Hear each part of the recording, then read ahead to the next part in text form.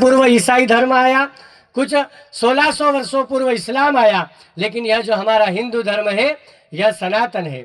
यहाँ पर गौ माता की पूजा की जाती है, गंगा माता की पूजा की जाती है।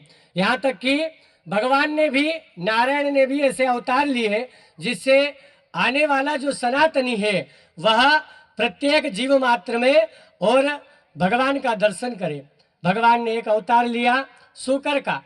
पृथ्वी को जलमग्न जब पृथ्वी हो गई थी उस समय हिरण्याक्ष और हिरण्यकश्यपु इन दोनों का उद्धार करने के लिए भगवान ने वराह अवतार लिया, कभी नरसिंह अवतार लिया, आधा सिर शेर का और शरीर नर का।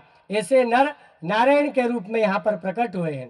पक्षी के रूप में भगवान ने हंसा अवतार लिया, वेदों का रक्षण करने के लिए भगवान पक्षी के रूप में भी अवतरित होते हैं। भगवान नर के रूप में कभी राम बनते हैं, कभी कृष्ण बनते हैं, कभी पशु के रूप में भगवान ने अवतार लिया। यहाँ तक कि पत्थर के रूप में भी भगवान गिरिराज के रूप में पूजे जाते हैं, शालिग्राम के रूप में पूजे जाते हैं। 4 युग हमारे धर्म में कहे गए हैं, सतयुग, त्रेता युग, द्वापर युग और अभी जो वर्तमान में चल रहा है कलयुग। हर युग में भगवान ने अपने अलग अलग रूप से अवतार लिए। सबसे पहले सतयुग हुआ।